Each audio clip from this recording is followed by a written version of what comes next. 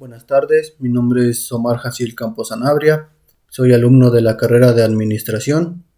Vamos a dar resolución a algunas de las preguntas sobre la materia de Administración Pública, una de ellas que es el Consenso de Washington. Bueno, pues conocemos como Consenso de Washington al conjunto de recomendaciones político-económicas elaboradas por John Williamson en la década de los 80, cuyo objetivo era ayudar a Latinoamérica a salir de la crisis debido a los elevados precios del petróleo y el aumento de la deuda externa, donde varios países latinoamericanos se vieron afectados, como uno de ellos es México, Brasil, Argentina, entre otros. Estos países se vieron forzados a suspender el pago de la deuda externa debido a que el dólar aumentaba mientras el valor de la moneda latinoamericana estaba disminuyendo.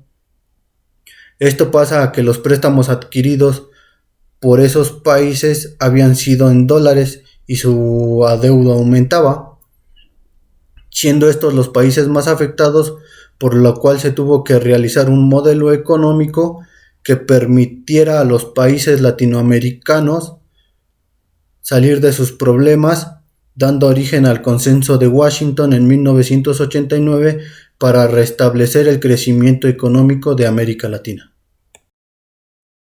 La siguiente pregunta es, ¿qué mencionaba en su decálogo o cuáles fueron los 10 puntos importantes o más que nada principales de este consenso?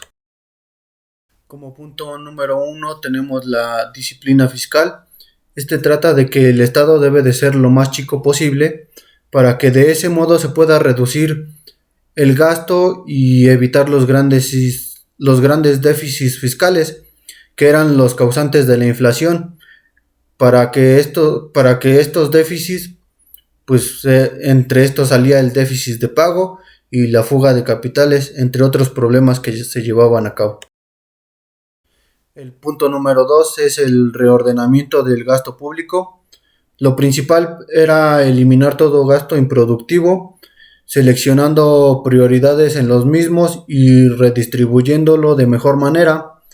Por lo tanto, se debería eliminar subsidios y subvenciones injustificados, entre otros, para utilizar esos recursos en áreas estratégicas en materia social, como lo fue educación o salud, entre otras materias. Otro de los puntos, o como tercer punto, es la reforma impositiva. Lo más importante en ese punto era trabajar sobre la recaudación para ampliar la base monetaria, principalmente a través de impuestos directos en lo posible. El cuarto punto es la liberación financiera, que se trata de la tasa de intereses que debe de ser de una sola y determinada por el mercado. Los tipos de intereses deberían de ser positivos y moderados para que de tal forma se fomente la inversión productiva y también así se evitara la evasión de capitales y que incrementara el ahorro. El quinto punto tenemos el tipo de cambio. En este punto pues también tiene que ser competitivo y determinado por el mercado. El Estado no debe de manejar más del tipo de cambio ni usar la devaluación como política económica.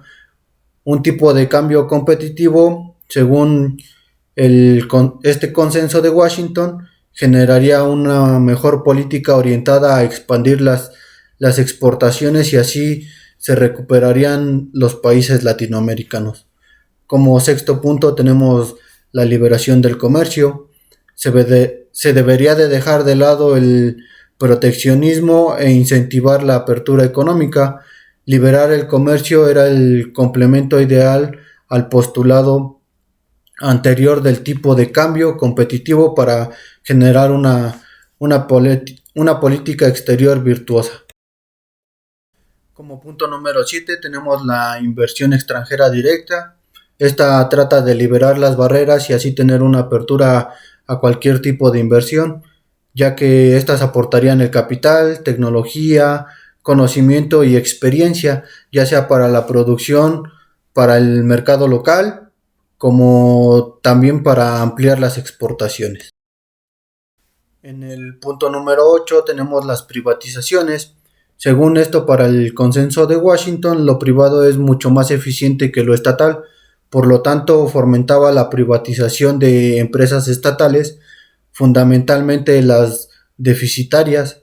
De esta manera, pues también obtendríamos o reduciríamos el gasto público, liberando así una gran cantidad de recursos económicos que podrían ser redistribuidos más eficientemente y principalmente al sector social. Como punto número 9 tenemos la desregulación del mercado. Esto trata de eliminar todo tipo de trabas y regulaciones que impidan el acceso al mercado o restrinjan la competencia.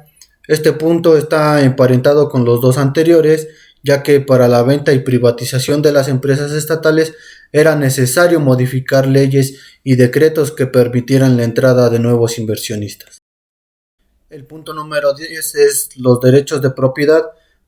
Esto es para que se pudiera ejecutar el proceso de privatizaciones, que era necesario que existiera seguridad jurídica para así garantizar dichos derechos de propiedad. También de esta manera, según el consenso de Washington, generaría un desarrollo de sector privado y eficiente. Como tercer pregunta tenemos cuál era el objetivo de este consenso. Bueno, pues como lo mencionamos al principio, el objetivo principal de este consenso fue la reactivación y promoción del crecimiento económico en América Latina debido a los elevados precios del petróleo y el aumento de la deuda externa, ya que el dólar aumentaba su valor y la moneda latinoamericana lo disminuía, y la adquisición de estos bienes o de estos servicios pues fueron hechos en dólares. Como cuarta pregunta tenemos cuál era la relación de este consenso con la reforma del Estado mexicano que se vivió a final de la década de los 60, de los 70 y de los 80 del siglo XX. Bueno, pues el suceso del consenso de Washington fue crucial para el cambio de la política económica de México, que además de construir el nuevo modelo económico, como en ese entonces llamado neoliberalismo, también implicó la firma del Tratado de Libre Comercio de América del Norte, ya que el gobierno mexicano creyó que era necesario un cambio de política económica, ya que la creciente apertura de los mercados a una economía internacional obligaba a construir una infraestructura mexicana para poder competir con los demás mercados. Para ese momento, pues ya se hablaba abiertamente de la transición mexicana de una economía cerrada a una abierta, de un estado interventor a una economía del mercado, y se llegó al extremo de calificar las reformas económicas como comparables a las emprendidas por la Unión Soviética, solamente que en este caso se consideraron como altamente exitosas las reformas económicas de México.